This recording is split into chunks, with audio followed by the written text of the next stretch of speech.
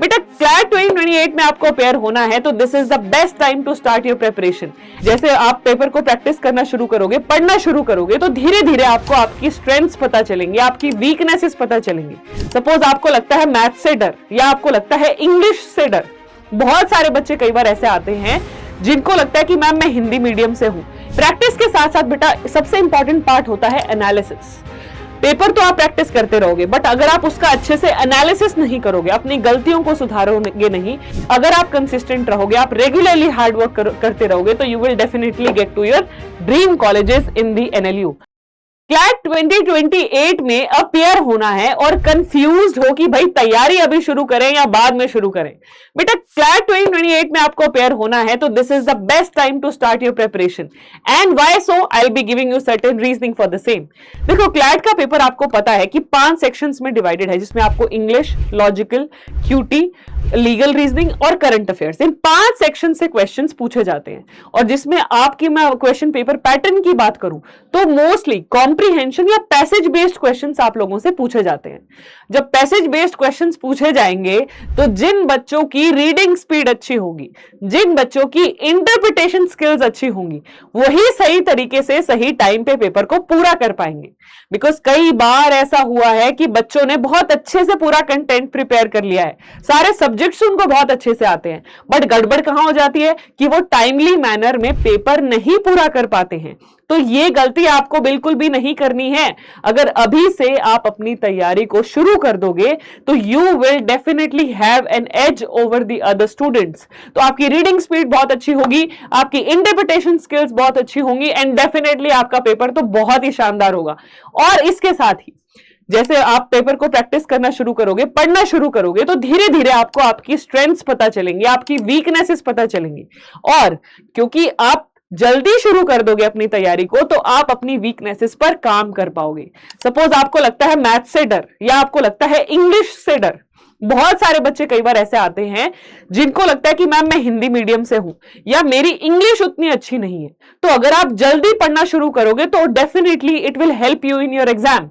Because all of you know कि जो हमारा क्लैट का पेपर है वो इंग्लिश मोड में कंडक्ट होता है। चाहे आप हिंदी मीडियम से हो या आप इंग्लिश से आपको डर लगता है, तो डेफिनेटली आपको थोड़ा ज्यादा टाइम चाहिए, ज्यादा स्पेस चाहिए to prepare for the CLAT exam. तो डेफिनेटली उन बच्चों को तो और भी जल्दी अपनी तैयारी शुरू कर देनी चाहिए ताकि आपको पेपर में किसी भी तरह की कोई डिफिकल्टी ना हो।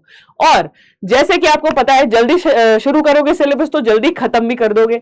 जल्दी खत्म कर दोगे तो आपके पास ज्यादा टाइम फ्रेम होगा, ज्यादा विंडो होगी और भी ज्यादा क्वेश्चंस को प्रैक्टिस करने की।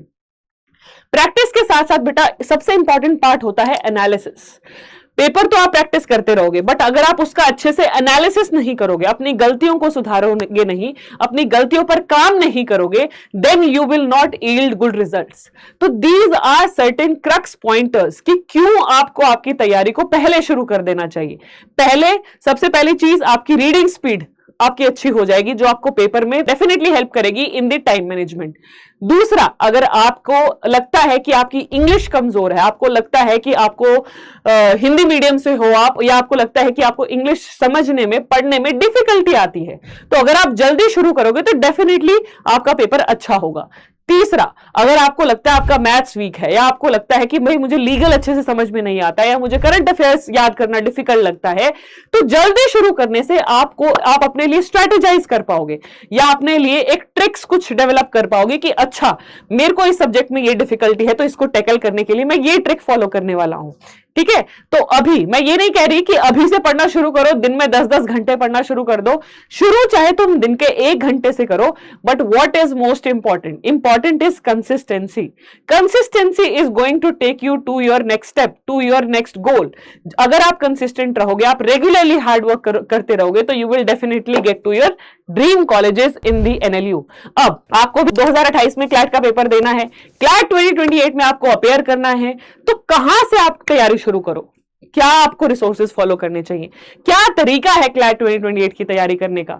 इसके लिए हम आप सभी के लिए 24 जून को लेकर आ रहे हैं क्लैट जेनिथ 2.0 2028 बैच। तो भाई चिंता मत करो, we have got you all covered, we have got you one stop solution for your CLAT 2028 preparation, that is your zenith 2028 batch. तो आपको बिल्कुल भी डरना नहीं है, घबराना नहीं है। क्लैट 2028 की तैयारी के लिए we have got you completely covered. हम हर चीज आपको अच्छे से समझाएंगे, डिस्कस करेंगे। सिर्फ कंटेंट ही कवर नहीं होगा, हम आपको स्ट्रेटजीज भी बताएंगे कि भाई किस चीज पर काम करके आप अपनी परफॉर्मेंस को इंप्रूव कर सकते हो, अपने मार्क्स को इंप्रूव कर सकते हो। तो मिलते हैं 24 जून को 2028 में क्लैट में आपको अपेयर होना है। तो जेनिथ 2028 बैच में कुछ अमेजिंग सरप्राइजेस हम आपके लिए लेकर आ रहे हैं।